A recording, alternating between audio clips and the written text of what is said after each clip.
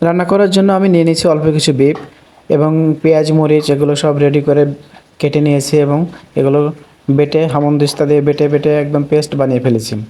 এবার আমি একটা পাতিল নিলাম, পাতিলে কিছু তেল দিয়ে দিলাম, পরিমাণ মতো তেল দিয়ে তেলটা একটু গরম করে নিলাম। গরম করার পরে এখানে পেঁয়াজ দিলাম। এই পেঁয়াজটাকে আমি একটু ভালো করে ভেজে নিব। জাস্ট বাদামি কালার যখন হয়ে যাবে তখন ভাজা শেষ। এবার এর মধ্যে একটু আদা এবং রসুনের পেস্ট দিয়ে দিলাম এবং ভালো করে নেড়ে চেড়ে এর মধ্যে একটু গরম মশলা দিলাম এবং একটু পানি দিয়ে দিলাম যাতে লেগে না যায়। এবার ভালো করে নেড়ে চেড়ে আমি এর মধ্যে একে একে মরিচের গুঁড়া, তারপরে আপনার দিব হচ্ছে হলো হলুদের গুঁড়া। হলুদের গুঁড়া দেওয়ার পরে এবার আমি দেব হচ্ছে ধনে পাতার গুঁড়া, ধনের গুঁড়া। ধনের গুঁড়ার পরে দিয়ে দিলাম একটু জিরের গুঁড়া। জিরের গুঁড়া দেওয়া হলে আবার দিলাম কিছু গরম মশলার গুঁড়া ছিল। এই সবগুলো দেওয়ার পরে সুন্দর করে মশলাটাকে আমরা নেড়ে চেড়ে একদম কষিয়ে নেব। মশলাটা নেড়ে চেড়ে ভালো করে কষিয়ে নিতে হবে এবং এরপর একটু লবণ দিলাম। লবণ দেওয়ার পরে আবার ভালো করে নেড়ে চেড়ে মশলাটাকে কষে নিব।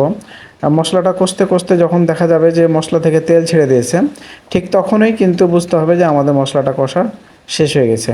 তো মশলা কষা হয়ে গেলে মাংসগুলো দিয়ে দিলাম। মাংসগুলো দেওয়া হলে মাংসগুলো ভালো করে মেখে নিচ্ছি। ভালো করে মেখে নিতে হবে যাতে প্রত্যেকটা মাংসের গায়ে মশলাগুলো লেগে যায়। প্রত্যেকটা মাংসের গায়ে মশলা লেগে গেলে ভালো মতো মশলার ঘ্রাণগুলো এবং লবণের স্বাদটা মাংসের ভিতরে ঢুকবে আর কি। এবার একটু ঢেকে দিলাম। ঢেকে দেওয়ার পরে নেড়ে চেড়ে দিচ্ছি। নেড়ে চেড়ে ভালো করে মাংসটাকে নেড়ে চেড়ে দেওয়া লাগবে যাতে করে লেগে না যায়। আমি মাংসের মধ্যে 2টা রসুন দিয়ে দিয়েছি কারণ আমি রসুন খুব পছন্দ করি।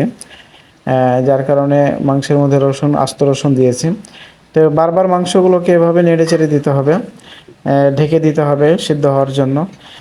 এভাবে ঢেকে দিয়ে এবং বারবার নেড়ে চেড়ে মাংসটাকে ভালো মতো কষে নিতে হবে। মাংসটাকে কষতে কষতে আবার মাংসের গায়ে থেকে যখন তেল ছেড়ে দিবে, ঠিক তখনই মানে বোঝা যাবে যে আসলে মাংসটা কষাটা হয়ে গেছে। দেখেন আমার মাংসের কিন্তু গায়ে তেল ছেড়ে দিয়েছে। এবার আমি 2 কাপ পরিমাণ পানি দিলাম সিদ্ধ করার জন্য। তো এই পানি দিয়ে আবার একটু নেড়ে চেড়ে দিলাম।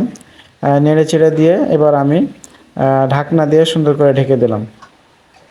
বাস দেখেন ঢাকনা খুলে আবার বারবার নেড়ে চেড়ে দিচ্ছি কারণ যাতে লেগে না যায়।